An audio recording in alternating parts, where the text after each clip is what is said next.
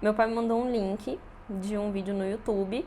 É um vídeo de um médico falando sobre uma enzima e me pediu para fazer uma pesquisa para ver se ele e minha mãe podiam tomar isso. E aí a minha primeira reação foi de achar legal, porque o meu pai queria primeiro ver se ele podia tomar aquilo, se era seguro e para que servia. E aí eu dei um clique no vídeo e realmente o médico começa a falar sobre essa enzima, sobre quais são os benefícios dela, e ele começa a citar um caso de um paciente que ele teve nessa semana. Ele pode ser tido como um fato científico? Não, não pode. E foi pensando nisso que a gente decidiu fazer esse vídeo, porque a gente queria que as pessoas entendessem o que realmente é uma informação científica e o que não é uma informação científica. Ainda dentro desse contexto, nós vamos mostrar também algumas consequências disso e dar algumas dicas de como perceber o que é e o que não é ciência, principalmente nas coisas que chegam a você através da internet. E acho que o primeiro passo é a gente começar a pensar o que é a ciência, afinal de contas, o que ela significa de fato. E a ciência, ela é a busca pela verdade das coisas. Inicialmente, lá no surgimento da humanidade, a ciência foi uma consequência da busca por sobrevivência do homem. Ele precisava caçar para se alimentar, ele precisava se proteger da natureza, então ele começou a naturalmente tentar entender a natureza para poder usar aquilo para sobreviver. Então, inicialmente foi isso, essa observação da natureza. Mas isso é um conhecimento muito empírico, é o conhecimento que a gente adquire pela vivência, pelo que você vive, pelo que você entende das coisas.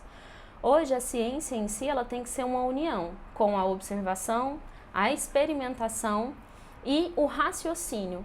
Então, a gente precisa unir, observar alguma coisa, raciocinar sobre aquilo para levantar uma questão, uma pergunta, e aí testar, fazer experimentação, para chegar até a verdade do que aquilo realmente é.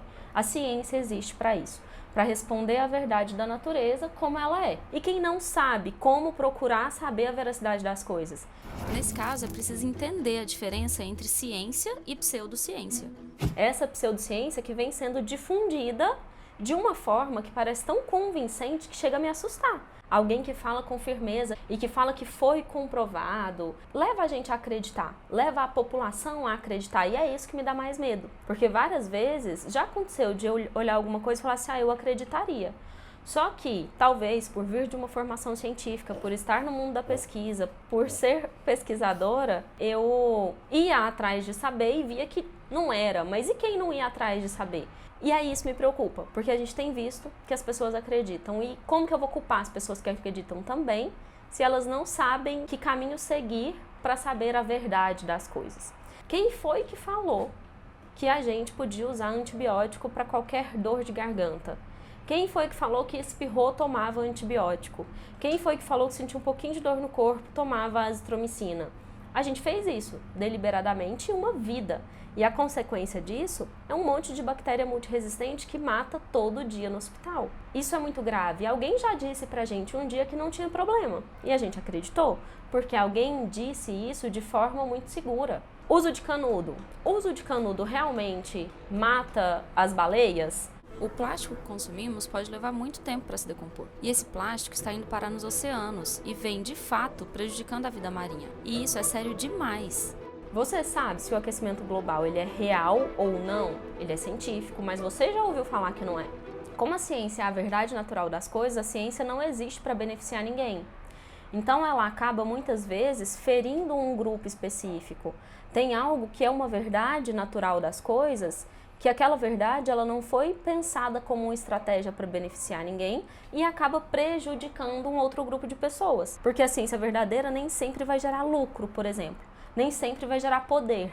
E aí a defesa contra isso é a pseudociência, que vem sendo afirmada como se fosse ciência também. Nós temos grupos que usam a pseudociência para se defender da ciência verdadeira.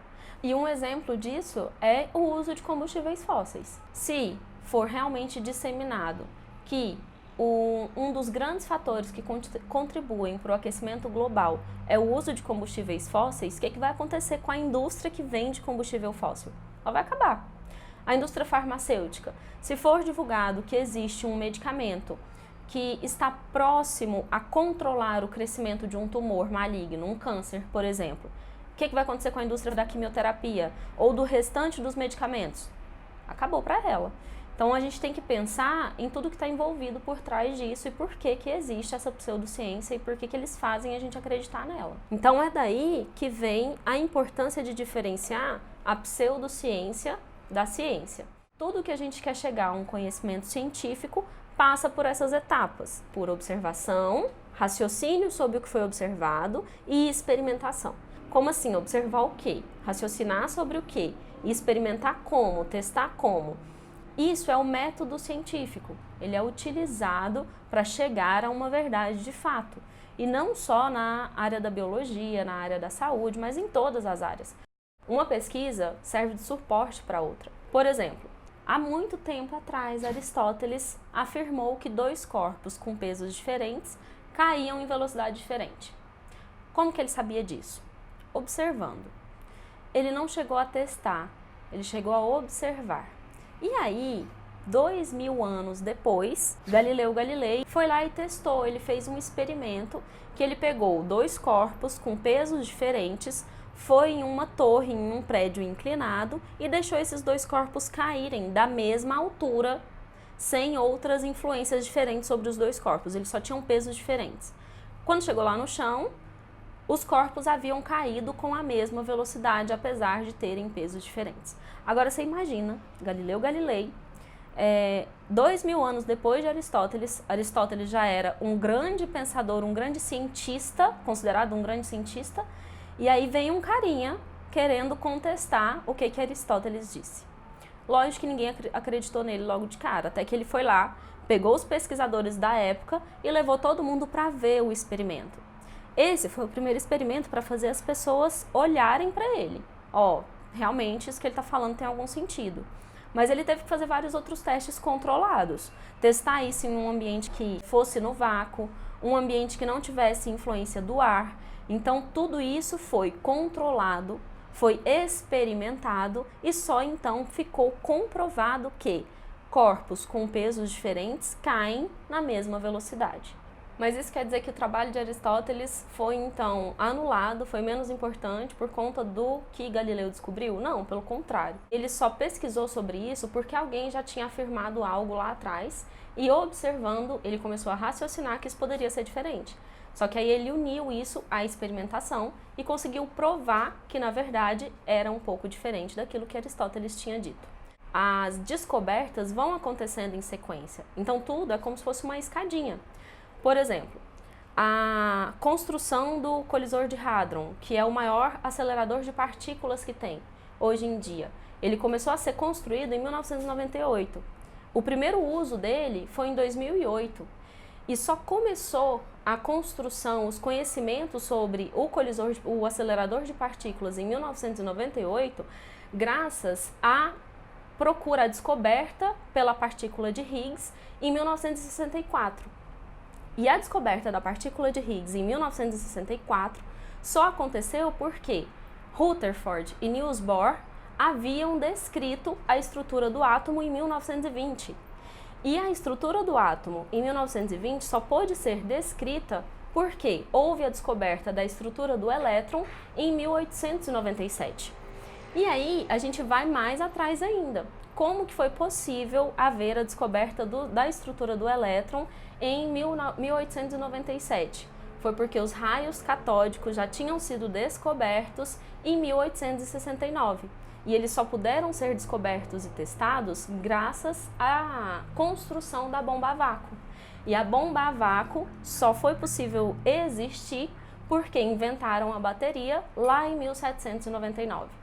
E assim a gente poderia ir retrocedendo na ciência muitos anos antes disso. Então a gente vê que há uma escada. As descobertas de hoje, que aparentemente podem não significar nada, vão servir de base para muitas outras descobertas que vêm depois disso. E aí a gente chega numa afirmação que Isaac Newton disse quando ele fazia as pesquisas dele, quando ele começou a ser muito notado pelas conquistas que ele fazia. Olha essa frase. Se vi mais longe, foi por estar de pé sobre ombros de gigantes. Quem foram esses gigantes que Isaac Newton considerava gigantes? Foram essas bases que vieram sendo descritas muito antes dele. Que tudo que ele fez foi possível porque alguém que veio antes fez também algo a mais. E aí a gente volta no que eu disse lá no começo, que a ciência é a busca pela verdade e não a busca pela minha verdade, pela sua verdade, mas pela verdade natural de como realmente é a natureza, de como realmente é o meio com o qual nós interagimos. Hoje, não somente a natureza, mas a interferência que nós, como seres humanos, colocamos sobre essa natureza. E aí é que a ciência e a verdadeira ciência, e não a pseudociência, é tão importante. Imagina se nós fôssemos nos basear em pseudociência para construir um acelerador de partículas, que é algo tão sério, que é algo que, se for conduzido erroneamente, pode criar um buraco negro que destruiria a Terra. Imagina se fosse uma pseudociência que fosse basear esses cientistas para construir algo tão grandioso.